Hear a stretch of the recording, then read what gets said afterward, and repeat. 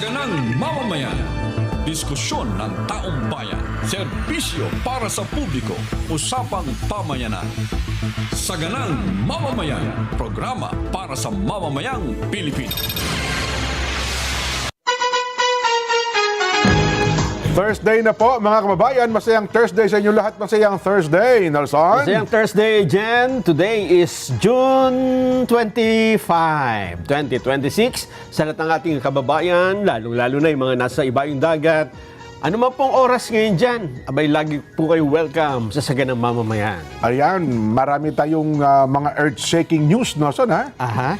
Una, literal na earth-shaking. Bakit? Dalawang malakas na lindol ang naramdaman, hindi po sa Pilipinas, kundi sa ibang bansa. Oo. Ano ba yung 7.2? Ano ha? Sa Japan ba yon? Japan at saka Venezuela. Oo. Ano ha? At hanggang ngayon po ay tumatanggap tayo ng napakaraming report dahil sa may mga gusali na gumuho. Ano ha? Bagamat, aywan ko lamang as of now, kung may mga report na rin po ng mga fatalities. Ano ha? Ay, ito pala, 32 na pala, Nelson. 32 na po ang patay, 700 ang nasugatan. Magkasunod Ito yung sa Venezuela. Oo, Venezuela. Dalawang malakas Ano ha? Grabe. Bagay, kung ating titignan, mas malakas pa rin yung nangyari sa Pilipinas. 7.8. 7.8. Dito lang kasi matao itong lugar na ito. Nasa city. Oho. Yung kasing nangyari sa atin sa Pilipinas, una, nasa dagat. At bagamat mababaw, ramdam na ramdam din, hindi naman ganun po kalalaki ang gusali doon sa Jensan at saka sa Sarangani area. Ano ha? Yan po. Ano ba ito? Venezuela ba itong ipinakikita nating video? Ano ha? Yan po ang talagang maninindig ang balahibo mo. So, ito po mga pangyayaring ito. Ito ba si Wilmer ay Pinoy ito?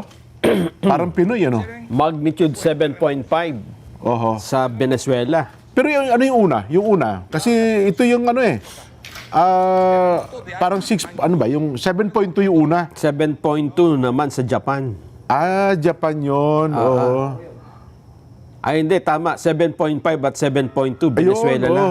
Venezuela lang yun. Parang mas malakas yung aftershocks ba yung 7.5? Parang mas malakas no? Ang unang lindol kasi, 7.2 magnitude. Tapos sinundan ng 7.5. Para mas malakas yung nauna yung pangalawang lindol, dyan po sa bahagi ng Caracas. Caracas, Venezuela. Ayun. Dalawang magkahiwalay na lindol yun. Hindi magkarugtong. Hindi siya aftershock. Ayun pala, ay talaga nga palang, kaya pala ganito. Nervyusin ka talaga sa ngayon daw po, isinailalim na ni Venezuela Interim President Delcy Rodriguez sa state of emergency ang kanilang bansa matapos pong yanigin ng magkasunod na 7.2 at 7.5 magnitude na lindol nito pong Huwebes, June 25. Naitala rin daw po na hindi bababa sa 24 na, baka malamang sa mga oras ito, mas marami pang aftershocks na natatala dyan. Ayon po sa mga otoridad ng Venezuela, pansamantalang isinaran na po ang Simon Bolivar International Airport dahil po sa matinding pisala. Marami rin pong bahay at gusali ang gumuho sa naturang insidente. Sa ngayon daw po patuloy ang rescue operations habang wala pang kumpirmadong bilang. Ito na nga po ang latest sa pinapakita namin sa telebisyon ay meron na pong 32 at as of now 700 po ang bilang ng mga nasugatan. Malamang maragdagan pa yung bilang na yan. Nasaan Yan. So hindi magkaugnay yung dalawang yon. Akala ko pa ng aftershock lang yung isa. Hindi. Magkahiwalay pala. Dalawang lindol yan. Na bihira mangyari, di ba? Yun na nga, parang malakas Malakas na magkasunod na lindol sa isang bansa. Wow. At bukod dyan, meron ding nangyari sa Japan, Nelson. Ano ba yung report na tinanggap naman natin, may kinalaman sa Japan? Hawak mo ba dyan? Wala akong hawak dito eh. Oo. Ganun ba? Ayan, oh. Ito naman yung sa Japan. Ano naman yung exact location ng pagyanig sa Japan? Kaya na nakikita ko sa mga social media, no? May, yan, oh. Ano to? Kuha ng CCTV, kaya kaya atay CCTV, nagsishake. Oh. 'Di ba? Sa video pa lang ninervyusin ka na. Akala mo inuuga yung camera siguro. Pero hindi po dahil po yan sa naramdamang lindol sa bahagi po ng Japan. Umaga, no? Oho. 7:30. 7:30 ng umaga. Oho. Ano yung location? Location daw po ng Japan. Yung nangyari? Ha? Part ng Northern Japan. Anong lugar sa Northern Japan yan? Oh. Sinasabi California. Ito. Saglit lang po. Kinukuha natin yung impormasyon. Ito. Tinamaan naman daw po ng malakas na 6.9 by almost 7 din, ang magnitude ng lindol dyan po sa Northern Japan. Sa tala po ng Japan Meteorological Agency, natagpuan po ang sentro ng lindol, 50 kilometro ang lalim. At least medyo malalim ito. Malapit po sa baybayin ng Iwate Prefecture. Hindi naman po nagdeklara ng tsunami warning ang ahensya, ngunit nagpadala na po ang gobyerno ng Japan ng emergency team para kumalap po ng impormasyon sa naging epekto ng lindol sa Tohoku Region. At nakahanda rin daw po ang gobyerno ng Japan sa anumang disaster relief operation sa kanilang nasagawa sa nabanggit na lugar na nakaramdam po ng pagyanig. Sa ngayon ay wala po namang naitalang bilang ng nasawi o nasugatan diyan po sa bahagi ng Japan. Hindi po kagaya nung nangyari doon sa bahagi ng Venezuela, Nelson. Yan. Kasi kung Japan ang pag-uusapan at kung lindol din ang naramdaman dyan, handang-handa na ang Japan. No? Araw-araw ang lindol sa Oo nga. kanila. Oo. Ang hindi lang nila napaghandaan dati dyan, yung tsunami. Tsunami malakas. Yung tumama doon sa prefecture, yung nakaraan, di ba? Ilang taon na po nakalipas. Pero kung lindol ang pag-uusapan, handa ang mga Japanese dyan. Yung pagtaas talaga ng tubig na nilalamon yung mga bahay at mga gusali, yun ang talagang dumating at hindi po gaano napaghandaan ng mga Japanese na son. Ang pinakamatinding apektado ng lindol, yung Caracas, yung Valenzuela. Venezuela. Oho. Namut ko na mabanggit si Gatchalian Hindi, Valenzuela. Venezuela. Oho. Kasi doon din, ang tataas ng mga building, halos lahat may damage. Sa Caracas? Oo, sa Caracas. So, may video kasi sa social media, naglalabasan yung mga tao So, habang lumalabas ka, ibibideo mo yung mga paligid mo. Oo. Ay makikita mo doon, yung mga building na dinaanan nila, lahat may damage. Jen. Ganon? Aywan ko ba, bakit nga sa panahon ito, Nelson, bago ka tumakbo, gusto mo, buksan mo na yung video mo Dahil sa kagustuhan mo magkaroon may dokumento lahat na nangyayari. Sa mga bagong panahon, ito ang, aywan ko ba, mabuti ba ito o masamang epekto ng gadget sa katawan ng tao? Sa akin naman, okay lang yan. Okay lang, no? Okay lang. Para makita natin talaga kung ano nangyayari. Ang iba, ang matakot, ang nakakapangamba lang dyan, yun bang nagbabagsakan na yung mga debris, bubuksan mo pa yung video sa halip na tumakbo ka. Ayun nga. Diba? Yun ang nakakatakot doon. Pero ito po, dahil nga po sa alam nyo na, mga camera natin, yung cellphone ngayon, Lahat may cellphone, may camera may camera na. Kaya konting emergency ang tao, ang tendency, kahit hindi sa Pilipinas, saan mang bahagi ng mundo, ganyan na lagi ngayon, lagi na nakabukas ang camera. Nelson? Yan. Ito daw po ang latest. Wala pong natanggap na ulat na nasawi o nasugatang mga Pilipino sa magkasunod na 7.2 at 7.5 magnitude na lindol sa Venezuela. Ayon po ito sa report ng Department of Foreign Affairs o DFA.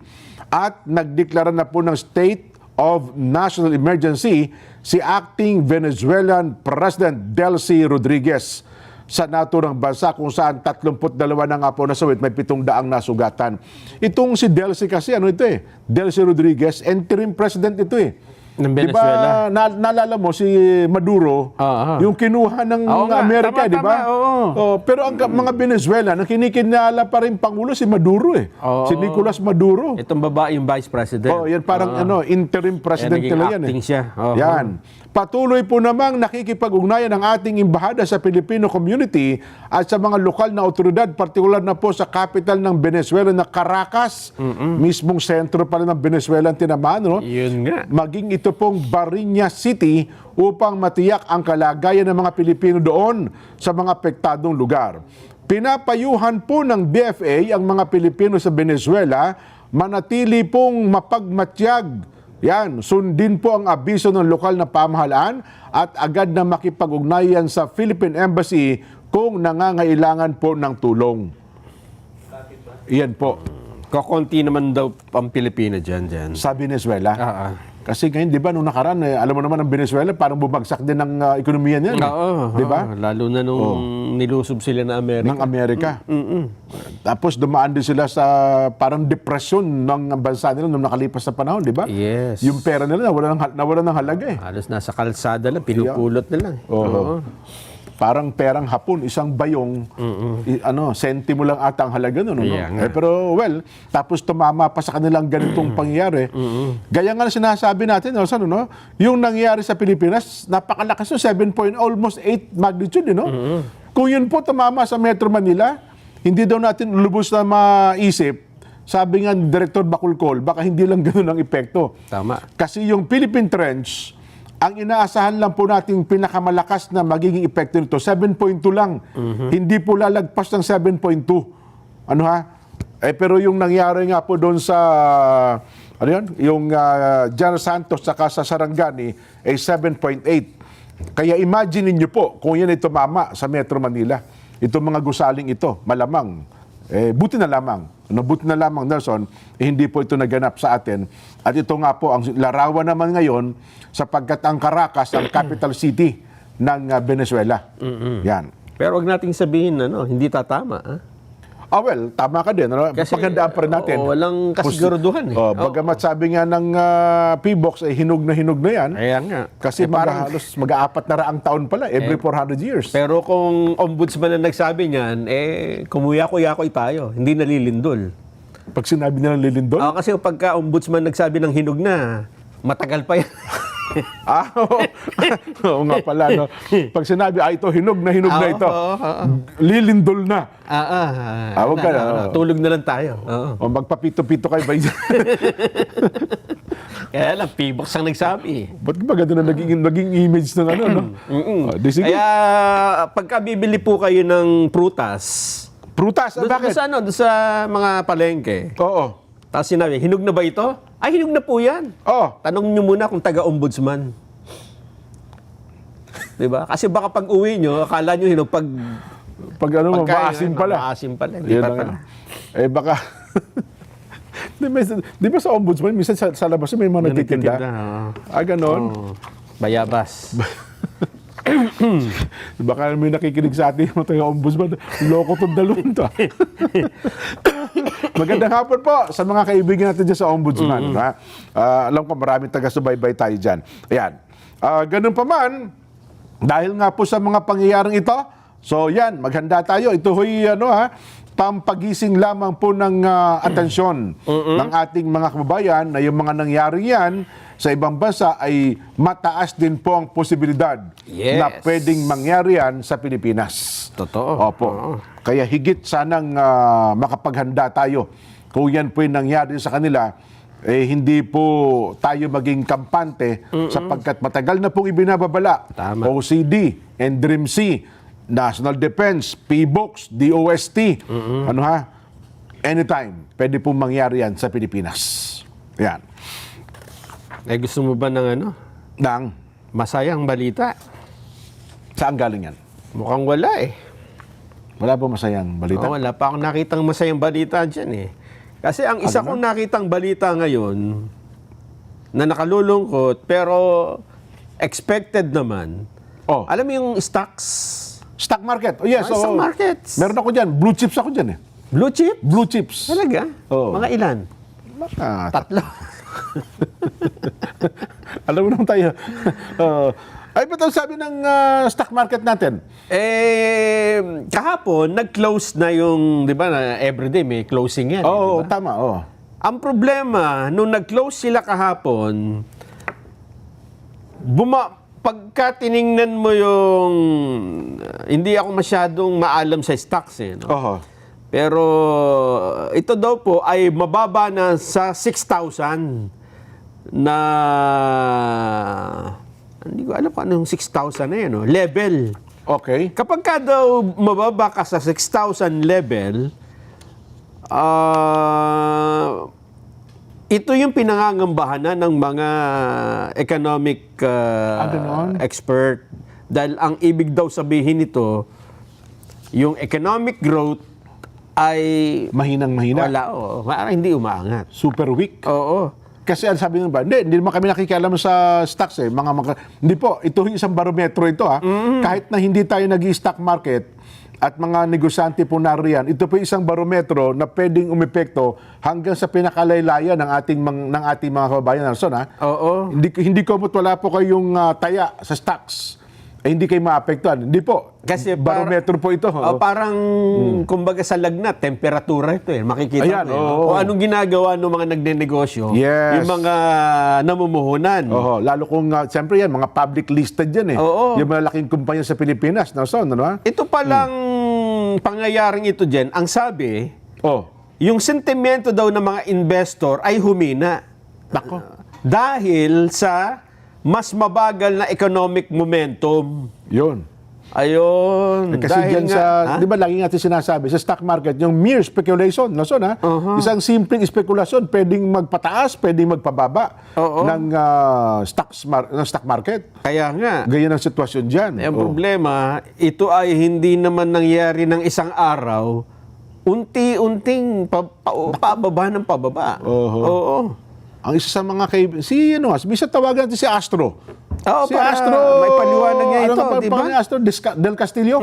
Ayun, yung kaibigan natin yan. Yan ay tinatanong ng halos lahat kapag may ganitong nangyayari sa stock market natin. At kasunod niyan, eto na. Ano naman ang pananaw? Kasi kung tayo lang ang babasa nito, magkakaiba tayo ng opinion dito, di ba? Totoo. Pero ito po naman ang pananaw ng, kung tawagin ay SNP. SNP. Parang ito ay global rating. Nagbibigay sila ng grado sa mga bansa eh. Okay. Kung ano ang magiging growth mo. Hindi to credit rating ha? Hindi. Iba Parang naman yun. economic growth forecast. Ang sabi ng S&P Global Ratings, ang Pilipinas ngayong taong ito ay mula sa dating 5.8 baka maging 4.1% na lang ang magiging growth forecast niya. Oo. Pero nauna rito, meron na rin ginawa ang mismong, ano ba yung namamahala sa ekonomiya ng ating bansa, yung nagmamanage ito? Yung DepDep, di ba yun yun? Yun. Dating NEDA. Oo. Ito naman, sa naunang mga balitang nakita ko, sila mismo yung nagbabana ng target eh. Mula dun sa 5.8. Yun na nga. 5.8, almost 6, di ba? Kino-question nga nila, bakit nila binababa eh? Binabana nila sa 4% kasi nga hindi sa ngayon pa lang alam hindi nila, ma-hit yung target. hindi ma-hit yung target na ganun kataas. Ang ibig sabihin nito, pababa po talaga ang ekonomiya ng Pilipinas sa ngayon. Yan man ay sa pamumuhunan, sa stocks, at sa pananaw mismo ng international rating. Yung nagbibigay ng rating sa iba't ibang mga bansa. Yun nga sinasabi natin kasi hanggang ngayon, wala pumapasok na big tickets project sa Pilipinas. Puro wait and see ngayon ng malalaking negosyante. O yung mga foreign direct investment natin, mukhang nakikiramdam lahat. Diba? At ayon dito sa S&P Global Rating, Okay. itong forecast na ibinibigay nila sa Pilipinas, ito ang the largest, akala mo maganda, no? Oo. Largest growth forecast downgrade. Pababa. Ito yung pinakamalaking pagbagsak Oho. na forecast na ibinigay nila sa Asia Pacific. Ay, ibig sabihin, kulela tayo. Ganun ba? Kulela tayo. Mhm. Kaya pala, maraming mga kakilalang ekonomista ngayon talaga. Medyo mabigat ang kalooban nila. Bigat nga. Sana makabawi naman ang ating bansa sa mga panahong ito, no? So, Ang sinasabi dito dahilan ay yung awayan sa politika. oil. Wala tayong stability. Hindi kasi nila mababasa dito yung awayan sa politika. Pero ang ganun ba? nakalagay dito, ikaw na lang magko-conclude kung bakit Oho. Oil shock. Number okay. one. Oho. And weaker public infrastructure spending. Ayun na nga. Ayaw nilang gumastos ngayon. Medyo tipid na tipid masyado eh. Ayun nga. Kasi nga, doon nga sa corruption. Yes. Sa public works. Oho. Sa public infrastructure. Bumagsak eh. Naalala mo, di ba, nangyari yan sa panahon ni dating Ninoy Aquino, na nagtipid. Hindi sila gumastos sa mga big tickets project. Kasi gusto nila magtipid eh. Unang-unang umalma yung mga negosyante sa Pilipinas. Mr. President, pag hindi niyo po ginastos yan, hindi niyo po ginamit, babagal ang ikot na ekonomiya natin. Ayun nga. Yun ang mangyayari. Kita mo na lang dyan yung mga project na nakita nilang hindi tinapos. Ayan. Bakit hindi tinatapos, di ba? Ang ibig sabihin natin dito, nakita mo nga hindi tapos. De sana pinatapos natin.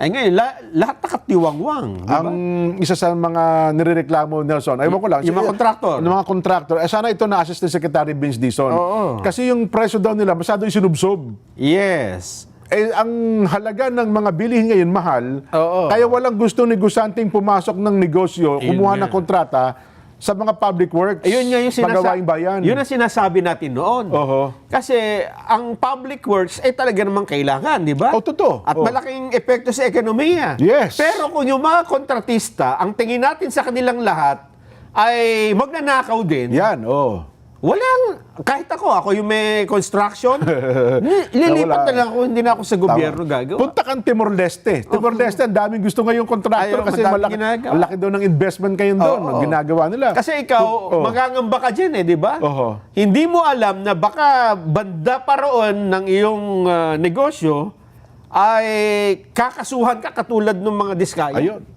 Kasi marami namang negosyante dyan na hindi naman nagpatama. Ibig sabihin, nagligal naman talaga sila eh. Sinunod yung gusto ng kontrata. Ayun nga. Oo. Ang malungkot, damay silang lahat. Damay lahat. Damay po silang lahat sa pangyayaring ito. Oo. Kaya ang epekto, eto na nga po, mababa yung ating infrastructure spending. Di ba yung binabalita ko sa nung nakaraan sinusubaybayan natin, na pati mga construction company, di ba? Oo. Hindi na swelduhan yung kanilang mga construction worker. yung mga tao. Yung mga tao nila. Sabi niya, boss, yun yung may-ari ng kumpanya, mayaman, may pera yun eh. Yes. Paano naman kami mga construction worker na arawan? Hindi ho kami pinasweldo, yung mga engineer o kung sino-sino. Hindi na ho kami binayaran. Paano ho kami? Wala. Nga daw sila hanggang ngayon, Nelson eh. Yun nga. Yan naman saklap, di ba? Sa ngayon, si Secretary Vince Dizon naman, sa gustuhang mag-ingat, ayaw gumastos ng malaki masyado, tama, sa kabilang banda, tama din naman yun. Pero ang ating sinasabi dyan, pwede naman tayo magpagawa. Bantayan na lang natin siguro. Kasi lehitimo. Kawawa Diba? din naman kasi yung binabaha. Ayan. Di ba? Halimbawa, yung mga mamamayan na binisita natin sa Kalumpit, Bulacan, di ba? Ayan, sa Bunusan. Hanggang ngayon, baha sila. Kasi ghost project nga yung ginawang flood control doon eh. Oo. Pero hanggang kailan sila maghihintay? Yun, ang masakit na katotohanan. Di ba? Ay, nako. Pinakabuti, maglakbay muna tayo. Kayo ba'y maglalakbay sa pamamagitan ng ating mga sakyang pandagat? May paalaala po ang PPA para sa inyo. Panoorin natin.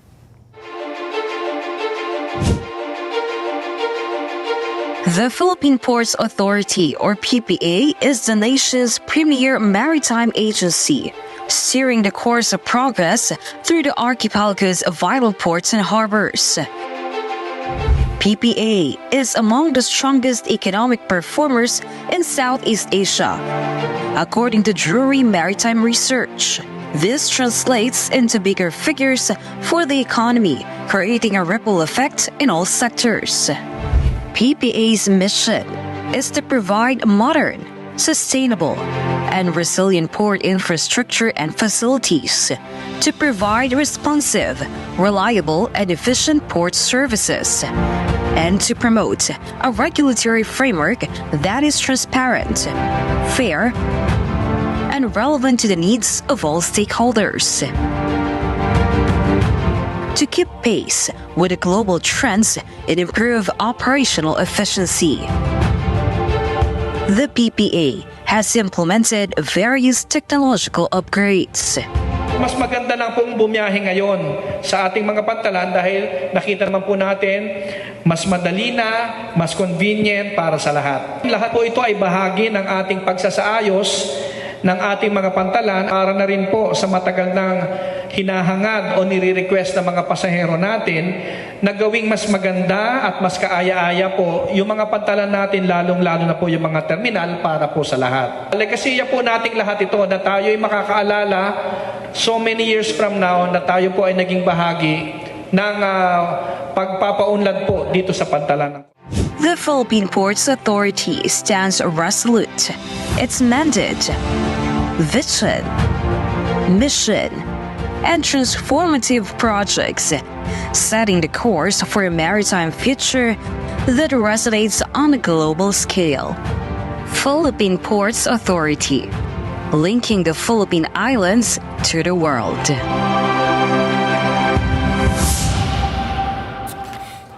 Marami pong salamat, PPA. Magbabalik pa po ang Saganang Mamamayan.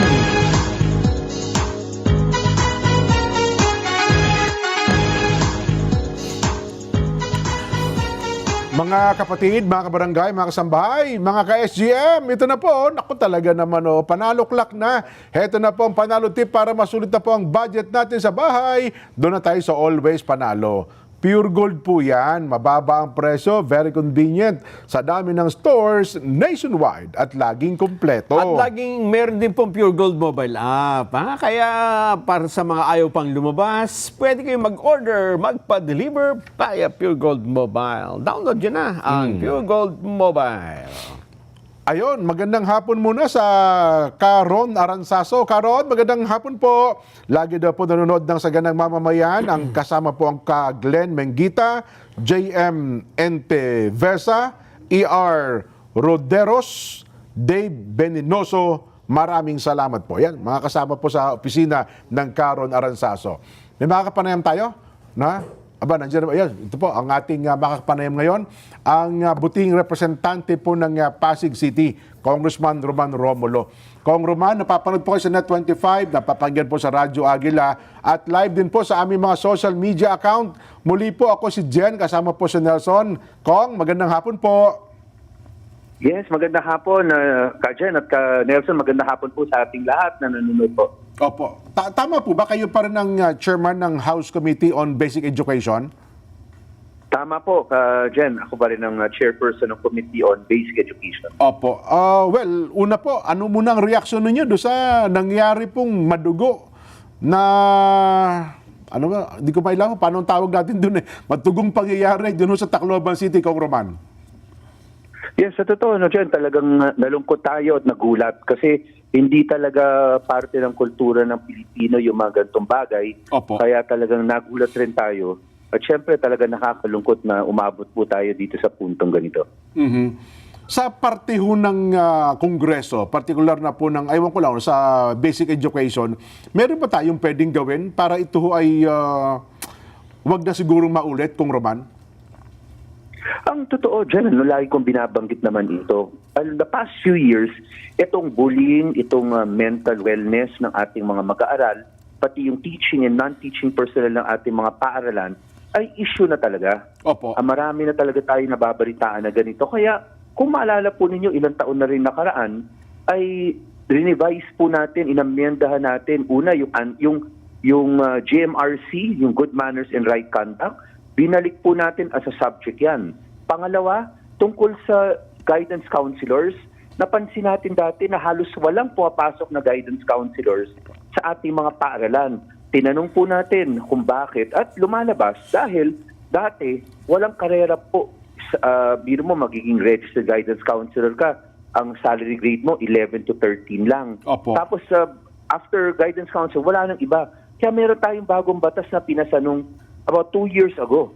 Ito yung bagong mental wellness law natin kung saan ay binigyan na, hinihikayat na po natin yung mga guidance counselors, yung mga psychologists na pumasok na po ng DepEd para magkaroon tayo sa mga paaralan natin. At ginawa natin to sa paraan ng pag-increase po ng salary grade nila. From 11, ngayon 16 to 24 na po yan. Tapos nagdagdag pa po tayo ng mga dalubhasa na pwedeng tumulong, kunyari kulang talaga yung number of guidance counselors at psychologists sa buong Pilipinas. Sabi natin, pati yung mga nagtapos ng kolehiyo na may mga 18 units of behavioral science, nakapag-upskill, pwede na rin maging guidance counselor associates. Opo. 2 years ago pa po yung batas na ito, pero this year nga po, no, nilagyan natin sa budget, sa GAA natin, merong 10,000 na bagong items yan for guidance counselor associates at may dagdag na mga 5,000 para dun sa registered guidance counselors, pero hindi pa po nagagawa hanggang ngayon. Nalaman natin kasi nga po, kaya nga sinasabi natin kailangan matutukan po ito ng DBM, ng DepEd para mas mabilis na makalabas na ng items at makapag-hire po ang DepEd ng mga dalubhasa para sa ating schools. Kaya pala ang sabi kong Roman, may singit ko lang po, yung mga guidance counselor, marami pa palang eskwelahan ngayon sa buong bansa, ang wala pong guidance counselor po, Kom? Wala pa po kasi sa totoo, dati kasi baba po talaga nung karera pag pumasok ng DepEd ang isang guidance counselor. Kaya tayo nagpasa ng bagong batas. Opo. Tapos yung bullying rin po, yung anti-bullying, re-review na rin po natin yon. At base sa review naman natin, nakita natin ang mahalaga dito ay hindi naman maamyendahan yung batas, pero maamyendahan yung implementing rules and regulations. Opo. In fairness po, last year, mga March 2025, nag-revise naman po talaga ang DepEd. Kaya pag tinatanong ako ngayon, ano yung pwede natin gawin? Para sa akin, kailangan po kahit marami tayong batas na gawin, kahit mag-amyenda tayo ng mga IRR, gumawa tayo ng mga IRR, Opo. ang pinakamahalaga ay magtumutok po talaga tayo dun sa actual na mga campuses natin. Dapat proactive po talaga ang lahat. Kasi hindi naman pwedeng may batas lang, pero kailangan po talagang paulit-ulit na napapaalala yan sa ating mga learners, sa mga teachers, mga magulang, na merong mga ganitong, kunyari, meron ng red flag na makita. Opo. Kailangan agad-agad po, ma-actionan ka agad yan. Pero again, Jen, mahalaga Opo. rin dito, kailangan ko rin i-point out, yung mga magulang rin po natin, Tama po. mahalaga rin po yung parte nila dito. Kasi kung sabihin natin sa teachers lahat, hindi naman pwede dahil karamihan ng oras nila nasa bahay rin yung ating mga mag-aaral, kasama yung mga pamilya nila. Tanggap naman po natin ang katotohanan na marami ng pamilyang Pilipino na medyo may mga solo parent, meron kahit na may nanay at tatay, pareho nagtatrabaho, pero hindi ibig sabihin na yung gabay ay dapat mawala.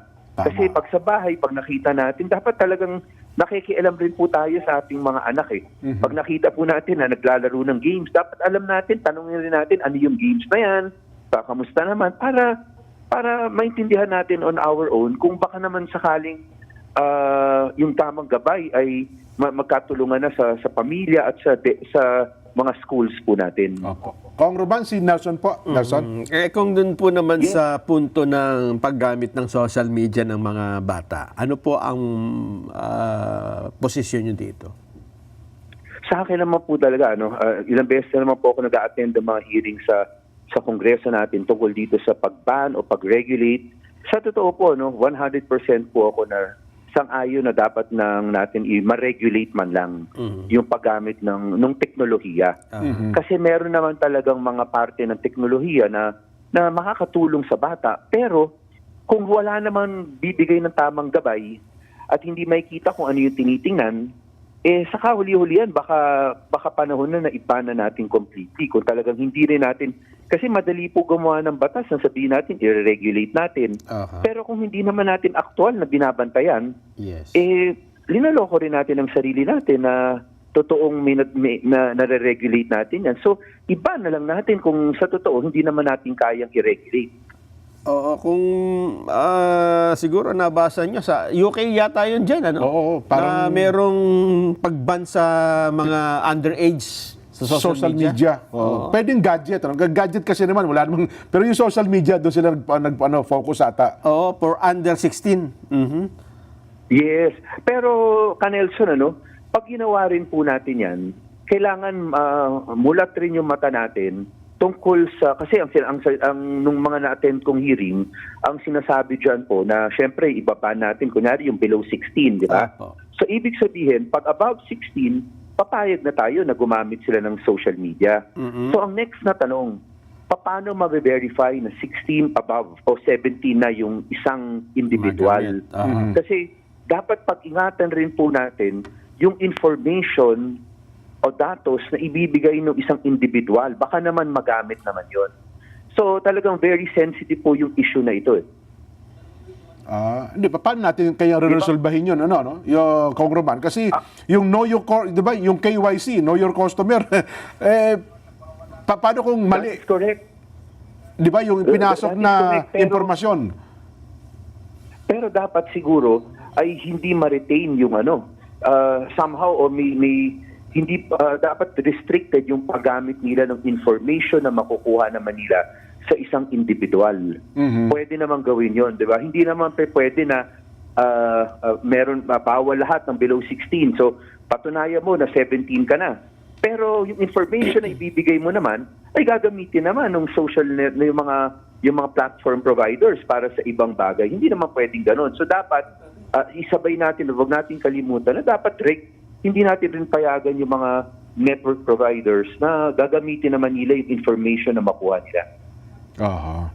Pero ano pong nakikita yung intervention na, kumbaga, short-term intervention para nationwide, napakalaki yun, kapuluan ng Pilipinas, Congressman Yes, tama rin. Katulad ng binabanggit ko, meron po tayong tinatawag na local school board. Sa local school board po na yan, ang namamahala po niyan sa DepEd ay yung Schools Division Superintendent. Co-chairperson po niya dyan ay yung local mayor. Meron pondo po yan yung Special Education Fund. Ngayon po, pagtapos nitong incident sa Tacloban, meron tayong mga naririnig na iba-iba mga insidente, Siyempre, hindi naman matatanggal sa damdamin ng isang mag-aaral, magulang, teaching and non-teaching. Kinakabahan sila. So para sa akin, siguro kailangan immediately order po talaga yung mga schools division superintendent natin makipagpulong through the local school board. Opo. At doon po ay unang-una siguraduhin nila na bawat campus na sinasakupan nila ay safe. Dapat yung learning spaces safe. Dapat ay makagawa kasi meron naman pondo yan yung SCF, Pero kasama ng local government units, dapat siguraduhin na nila na safe yung learning spaces, na panatag yung loob ng magulang, mga teaching and non-teaching at yung teachers. Pag pumasok sila dyan, hindi mangyayari yung mga nangyaring nakarang araw. Ang problema dito na lumulutang, Nelson, di ba, lumabas din sa report na yun palang perimeter fence ay anytime pwede hong naaakyat naglulundagan lang pala yung mga bata doon sa eskwelahan, kung Roman. Yes, that's why talagang talaga to. Kailangan talaga effectively whole of community approach. Opo. Yung nabanggit ko kanina, yung pamilya, yung nanay, tatay, alam naman natin totoo Jen, yung mga kabataan natin, ang idolo ng bata, yung nanay, tatay nila Tama po, tama. Opo. Sa tamang gabay, with the Filipino culture na meron tayo, mabibigyan nila ng tamang guidance yung kanilang mga anak.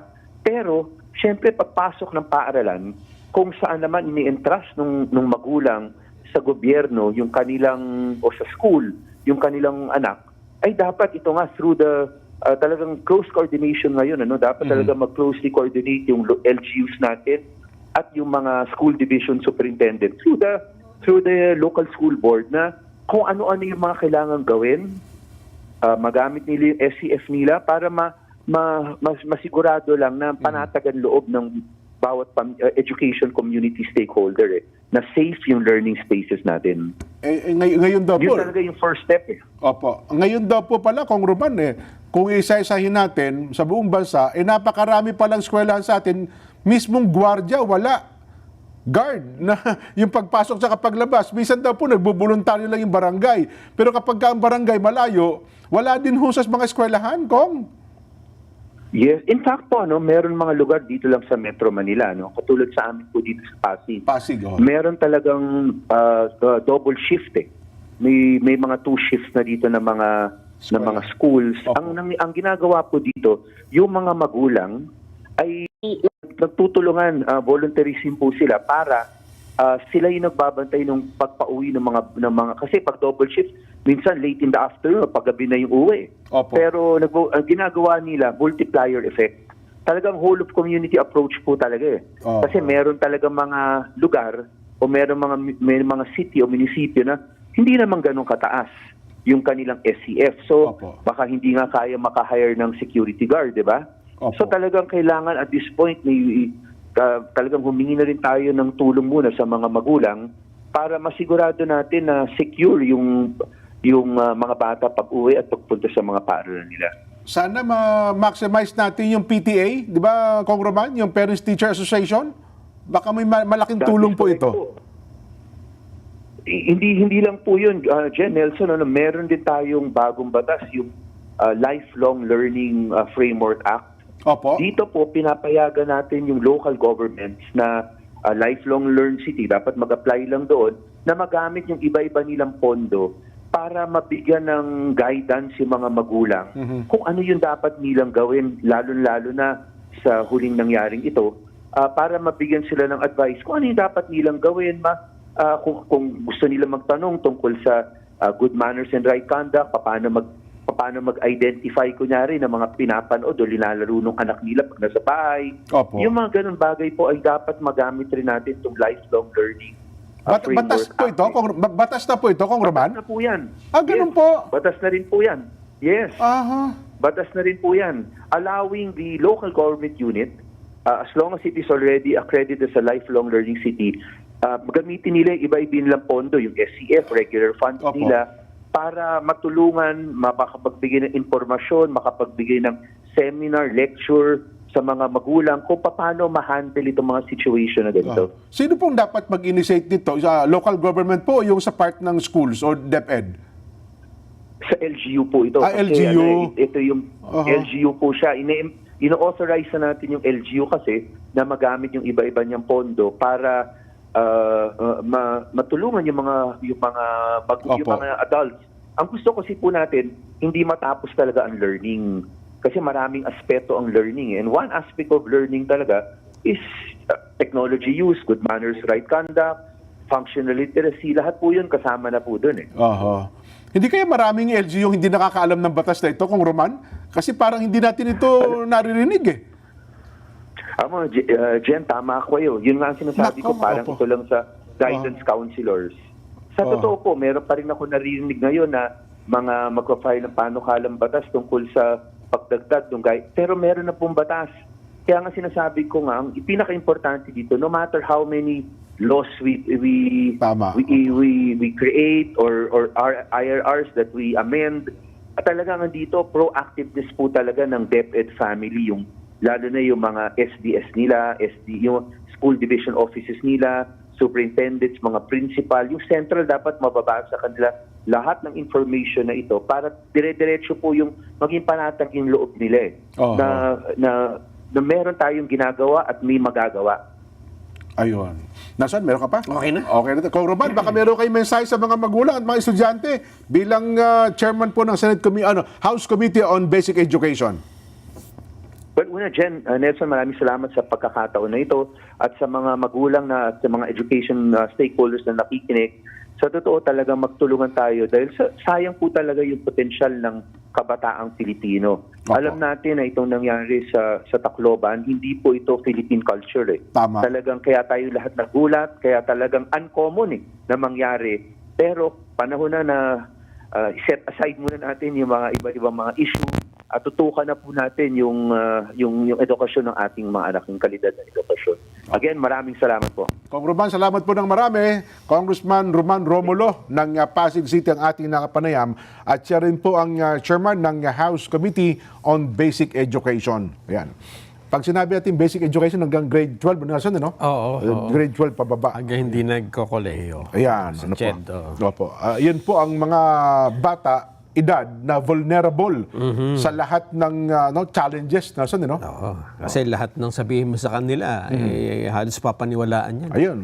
Sabihin, lahat ng impormasyon na kanila nakikita, social media, pati yung mga games, etc., etc. Sabi nga nila, yung edad na yan, no? Anong tawag doon? Merong... Sponge. Sponge. Lahat, Kukunin yan. kukunin niya lahat.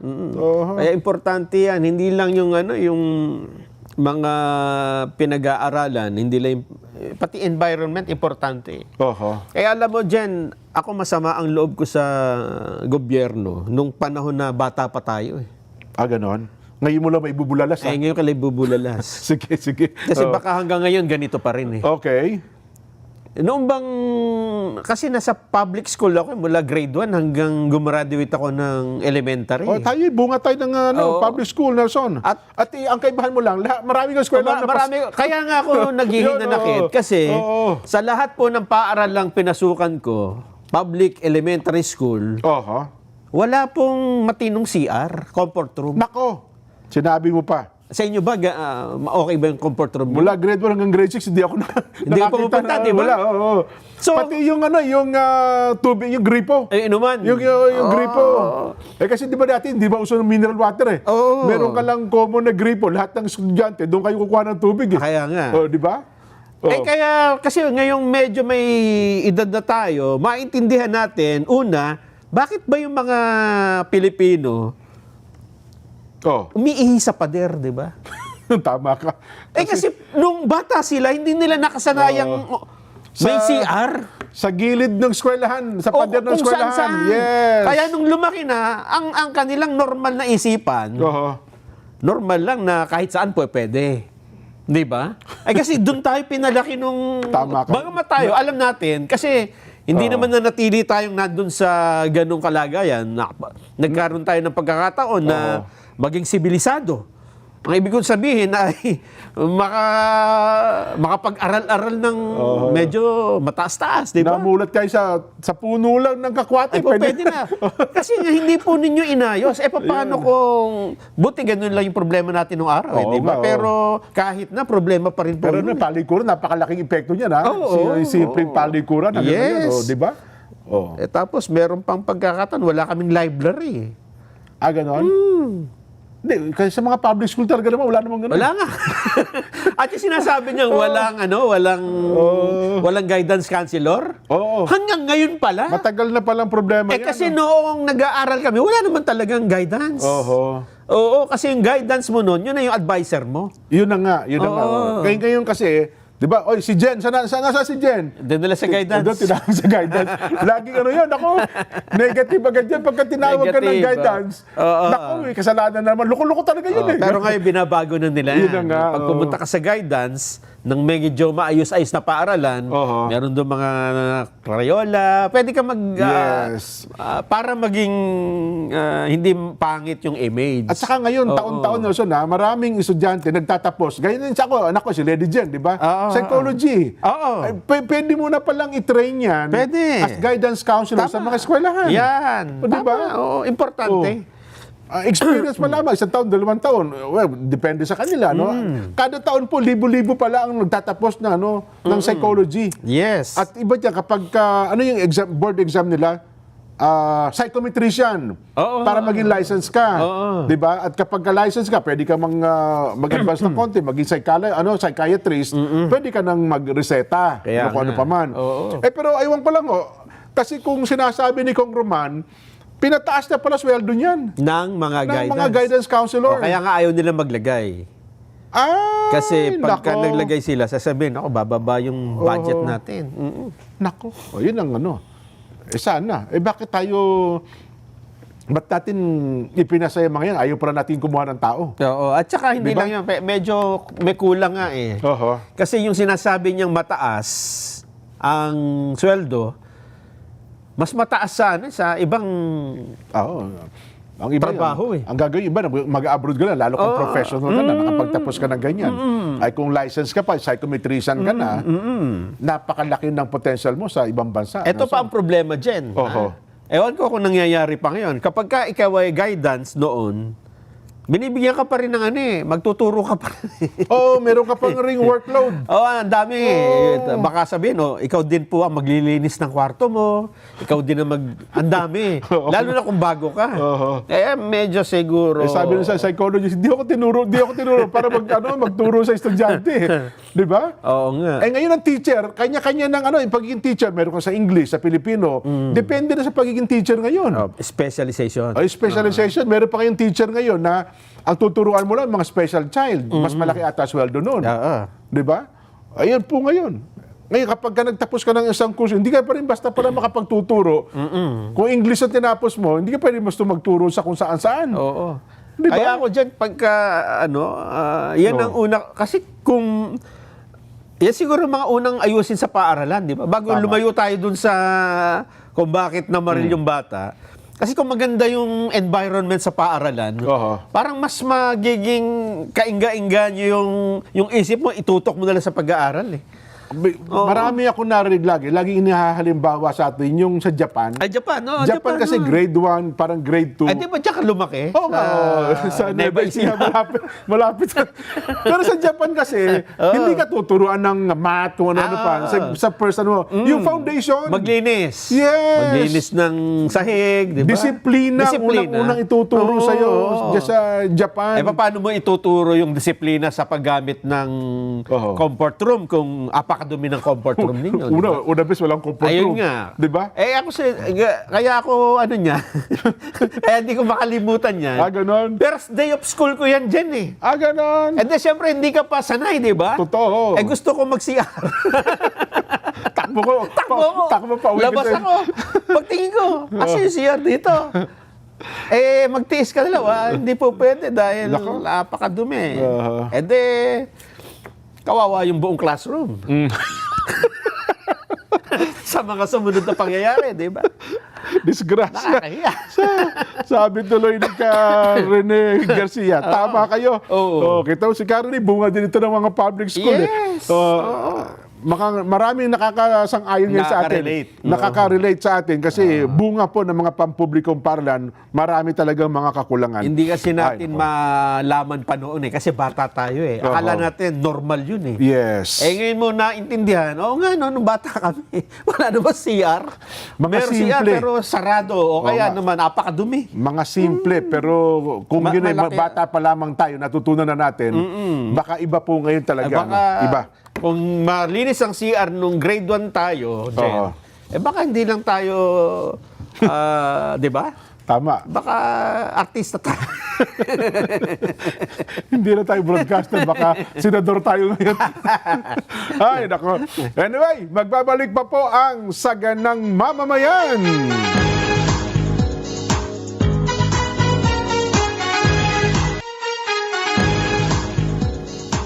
Binabati natin ng 24th wedding anniversary sa June 25. Ngayon pala ito, June 25. Ang ka-Dang at ka-Jeng Gala. Ayun, binabati po kayo ng ka-Juni Mariano. Lagi po sila nanonood ng palatuntunang Saganang Mamamayan. Salamat po ng marami. No, ha? Binabati rin natin ang Abbas family dyan po sa Calamba City. Binabati nila ang ka-Eranio Augusto at ka-Nathaniel Laput. Ay, ang ka-Erds, minsan na kausap ko, sabi niya, dyan wala akong patid sa panonood sa inyo. Ganun ba? Ang mga taga-Kalamba, kahit nung sa'yo nasa Batangas pa, at saka nasa Kalamba na ngayon. Ka-Erds, salamat po ng marami sa pagsuporta niyo po. At sana ang mga kapatid dyan sa Kalamba ay nakatutok din po sa palatuntunang Saganang Mamamayan. Sana 25 po. Isa pa, sabi naman ni Ate Eden, Jen, pakibati mo naman si Albert Murao at belated happy birthday to Joshua Jem Murao and Shania Sky Murao. Ayon, enjoy and keep safe dyan sa Canada. Greetings from La Familia. Ba? para mga artista ng La Familia. Happy 13th birthday naman kay Althea Calaksan Ternida Oh. ng Takurong, Sultan Kudarat. Ba, Layo, oh. ano? Mula po sa kanyang tatay, Sandro Ternida. Yan. Si Kuya Emar de la Vega naman, happy 30th anniversary po sa Sabang, distrito ng Batangas sa Sabado, June 27. Araw-araw po sila nakatutok. Naku, talaga naman sa SGM, ang mga taga Batangas, pabati po ang ka Pedro Castillo at ang ka Felman Reyes at ang ka Cesar Espinosa at ang destinado po ng Sabang, ka Bien Carlo Carbonel. Pagbati mula po kay Kuya Emar de la Vega. Happy 30th anniversary po dyan sa lokal ng Sabang, distrito ng Batangas. Ayan. At happy viewing din po kay Gerald Ventura. Ayan, na nagpapadala pa ng picture. Ayun. Ebidensyang nanonood siya lagi. Ayan. Kahapon pala ito nag-text, hindi ko nabasa, no? Si Ka Dylan po ng Italia South. Aba? No? Italy South, nangangamusta po sa inyo sa Net25, sa programa po sa Ganang Mamamayan. Pakibati daw po sila mula po doon nga sa kay Ka Dylan pala. Ka Dylan, hindi nyo po nasabi ang inyong apelyido. Ano, ha? Yeah, salamat po ng marami sa pagsubaybay. Batiin rin natin ang mga taga Bilbao, Spain. Roel Gonzalez ng Barcelona, Oliver Ocampo ng Fuengirola, Spain, at Alan de la Peña ng Ibiza, Spain. At talagang parang buong Espanya to. Ayan, salamat po. Ang si Ate Marie naman, ay binabati ang kanyang nanay. No, isang araw po ito nagpapabati. Ngayon ko lang nakita, si Nanay Tess Ochoa. Yan. Nanay Tess, pasensya na po kayo. Nalingat ako doon sa mga babatiin eh. Gusto daw sana niyang dumalo sa 27. Naku, sabi ko, wag na po kayo lumuwas. Pupunta na lang po kami dyan. Nanay Tess at saka sa lahat po ng mga taga-riyan sa inyong lokal. Report muna tayo. Halos 10 milyong pisong cash reward pinamahagi daw po ng Philippine Drug Enforcement Agency of PDEA sa 18 informants para po mabuko. Nabuko yung illegal na operasyon ng high-value target drug personality sa Pilipinas. Sino magbabalita? Mula po kay TJ Mendoza. TJ, magandang hapon. Magandang hapon, Jen and Nelson. Tama ka, sa Operation Private Eye ng Midea, tinukoy ng ahensya na malaking tulong ang mga intelligence reports sa pagsugpo ng illegal na droga sa Pilipinas. Ang mga informants ang tumukoy sa 23 na major illegal drug operations kung saan 2 informant ang tumanggap ng tig-2 milyong piso. Isa naman sa mga informant ang tumukoy sa pag-seize ng illegal na pagawaan at bentahan ng shabu sa buy-bust operation sa PDEA Regional Office 4A sa Cavite, Provincial Office at maging sa Barangay 20 Reales sa Valenzuela City noong January 2026. Sa payag ng PDEA kanina, itinuturing nila na silent hero sa mga informants na naging tulay umano para mapalakas ang kampanya kontra illegal na droga sa Pilipinas. Yan munang latest mula sa PDEA. Balik sa inyo, Jen and Nelson. Salamat, TJ Mendoza. Ang ka Orlan Sanchez, nanonood din po sa ating palatuntunan. Ka Orlan, salamat po sa kanyang buting may bahay, ang ka Lisa Sanchez. Ayan. Binabati rin natin ang kambal ng Pinugay, si Marichu at Melody Pascua. Ayan, talaga naman. Mga taga-Pinugay sila. Pinugay. Yan. Salamat po. Update tayo sa ano yan? Impeachment po na tayo. Okay. Oo. Sana ba yan? Ito. Hindi daw po makakaapekto sa impeachment trial ni VP Sara Duterte sa pagpapatuloy daw po ng flood control investigation. Yan. Binabanggit po ito ni Senador Alan Peter Cayetano. Tindi no. Narinig ba yung live ni Senador Alan? Ano sabi? Sabi niya, gusto niyo hubang magpaputi? Oo. Yung isang isang live. Pasaring siya, no? Gusto niyong pumuti. Gusto niyo ba niyang puputi? Ayun nga. Punta kayo ng Senado, marami daw nun, nagwa-whitewash dun eh. Pagka whitewash ba, pumuputi? White eh. Mula sa salitang white, ano? Sabi po ni Senador Alan, posibleng ma-overshadow daw po ng impeachment proceedings ang flood control investigation. At binibigyang diin niya ang mga di umano'y pagkalugi sa flood control controversy ay umaabot daw po sa malaking halaga. Hindi naman siguro malulugi. Nawala na talaga, hindi tayo nalugi dun. Wala, Napagnakawan ho yun. Nakaw talaga. Nakaw ho yun. Ano, ha?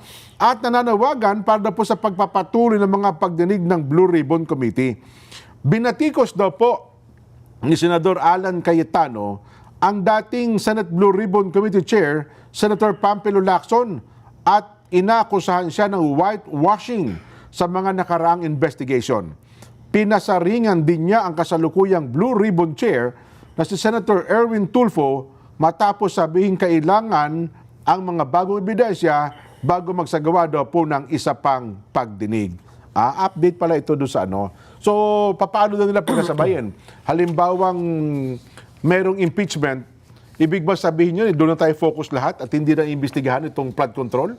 Hindi naman pwedeng pagsabayin. So, dahil isang kapulungan lang sila. Ganon? Oo. Sinasabi, ang gusto lang sabihin natin dito ng Senador Alan, kung magpo-focus kayo sa impeachment, dapat. Huwag nyo pa rin baliwalain ng Blue Ribbon. Dapat ng Blue Ribbon. may schedule pa rin. Yes. Ano, ha? Nako. Yun po siguro ang dapat. At ngayon ay isa daw po sa pinagtatalunan yata noong isang araw ng prosecution team at saka ng defense team ay papayag daw, kasi parang hinihiling yata ng prosecution team na na payagang ipakita ang mga dokumento ng SALN na BP Sara bago siya nagsimulang Vice President. Wala pa siya. Wala pa raw siya. siyang sa pwesto. Wala pa siya sa pwesto. Ang sabi nung depensa, hindi pwede yun. Dapat magsimula tayo nung taon na siya ay Vice President na. Kasi ang ini-impeach ninyo ay ang kanyang posisyon bilang Vice President. Hindi yung dati. Oo nga. Ang sabi naman ng prosecution, hindi. Kasi dapat i-establish niya natin Kung paano lumaki. kung paano lumaki mula doon sa mga taon na hindi pa sa Vice President para na sa ganun makita natin ang paglaki ng kanyang yaman na diniklarado sa Statement of Assets and Liabilities. Ewan ko lamang, sabi yata naman ng Senate Secretariat, sila ang magdedesisyon. Yes. Kung ano ang magiging desisyon, kung papayagan ba o hindi. Kung anong diskarte. Kasi ini-establish ata ng prosecution team, anong say no? Kung nagsinimulan tayo nung sa Vice President na, hindi natin anya na-establish kung saan mula sa magkano tinaas. Di ba? Yun ata ang kanilang ipinupunto sa bagay na yan. At isa din daw sa mainit din ang pinagtatalunan ay ang mahiwagang box. Kahon. Oho. Ang kahon yata yun laban o bawi.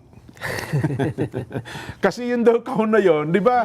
Pinagtalunan ata yun doon sa pagdinig ng kamera pa lang Sa BIR. Yung dokumento po na galing sa BIR na halos ilang kahon, kung ito daw ba ay papayagang mabuksan. Di ba tinutulan ng depensa yan doon sa Committee on Justice pa lamang at hindi pinayagan sa Committee on Justice na ito'y buksan. Pati yung BIR. Yun na nga, pati BIR. Pati BIR, tumutol. Yun, Kasi may lalabagin silang batas. Kasi sabi ng BIR ata, nung commissioner, kayo mag-decide yan. Nagbotohan ata sila sa punto na yon. At ito naman ata ay ipapasok din nila doon sa impeachment trial, Nelson, para tatanggapin ba, papayagan bang buksan ito o hindi. Kaya nga. Mukhang sabi naman nung isang nakakita dyan, Nung ano? ang sabihin nakakita nung nakapag-analyze, Nung dokumento? mukhang itong box na ito ay parang matutulad dun sa envelope na ayaw pabuksan sa impeachment ni Dating Pangulong Erap. Ito ang makabagong brown envelope ba yan? Yes. So, baka daw Ganun ba? matulad doon. Kung hindi mo pabubuksan, maglalabasan kami magwo-walk out kami. At kami magpupunta na ng EDSA. Pagka pupunta kayo ng EDSA, sino tatanggalin yung presidente? Ganun ba? Oo nga, ano? Oo, kasi Siyempre, hindi sila papayagan. Kasi Oo nga. iba yung presidente ngayon. Oo, oo. Kasi noon, doon, ERAP ang presidente. Presidente. Oo, Ngayon ay Vice President. Oo, hindi naman pa pwedeng, nga, no? di ba, pilitin mo bumaba yun. May Alam ka impeachment namang- nga eh. So, yan ang ano ngayon, tinataya. So, tignan din natin, ano ha, kung ano po mga mangyayari. So, yan lamang po yung nakikita nating update. At mukhang i-extend pa yata yung pre-trial conference. Aha, hindi pa Mukhang, natapos? hindi pa tatapos eh. Humahaba ng humahaba kasi. Kasi, Jen, Oo. kanina, nag-submit pa ng dagdag na pangalan ng prosecution ng ihaharap na testigo eh. Yun na nga. Alam mo ba kung anong pangalan ng isa? Nako, sikat na sikat yan. Mary Grace Piatos. Kasi matagal nang hinahanap si Mary Grace Piatos eh. Ay, ibig ba sabihin, nakita nila yan? Sino si Mary Grace Piatos? At magsasabing, ako po, si Mary Grace Piatos. Baka yun ang sinasabi isa sa mga surprise witness. Surprise! Kasi pinayagan na ngayon ang paglabas ng surprise witness. Ha? Eh, hindi. Inilistan nila ito eh. Oo nga. Ang problema dyan, kung Mary Grace Piatos yan, hindi mo ngayon ma-identify kung sino talaga yan. Yun na nga. Kasi Elias yan, di ba? Oo. Kasi dalawa chichiri, Mary Grace at saka yung kainan niya, di ba? Ensemada yung isa. Isa iba ba isa? Eh, di ko lang alam. Ha? So, bagay, strategy ito ng prosecution. No? Ay, Ano, ha? alam mo naman, habang wala pang, hindi pa umuusad ang impeachment, Oo. hindi pa nagsisimula yung proper trial, asahan na ho natin na ito ay meron ding, kung tawagin ay labanan ng publicity. Siyempre. Oh. Public perception. Parang panahon ni Corona, no? Pagalingan ng spokesperson. Oo. Di ba? Oo. Sa kampo ni Justice Corona noon, sila, yung magandang abogado ng pangalan noon. Si Karen Jimenez, yun, oo. Si Karen- Mama Karen. At saka yung si Attorney Salvador. Panelo. Hindi, Salvador pa. Hindi, yung host Rex. natin sa Rex Salvador. Hindi rin? yung host natin sa Radyo Aguila. Si Tranquil. Salvador. Tranquil Ayun, Salvador, yun. di ba? Akala ko kung Oo. sino-sino eh. So sa part naman ng prosecution, sino ba ang spokesperson nun dati? Oo nga, no? Ba't pala tayo matandaan? Ba't ba ang natandaan natin maganda sa kanya? Si Karen Jimenez lang ang natandaan natin doon. Oo nga, hindi natin matandaan eh. No? Oo nga, no? Ba't ba nalimutan agad natin Ibig sabihin, hindi tumatak. Oo. Di ba? Kasi Hindi doon tumatak. sumikat, doon nagkaroon ng karir, no? Si Attorney Karen. No? At ngayon, TV personality na rin. Ayun. Grabe, no? Oo. Sige. Ano pa ang nakita mo dyan? Ayan. Oh, Eto ba nabati na natin itong may birthday na ito? hindi pa raw.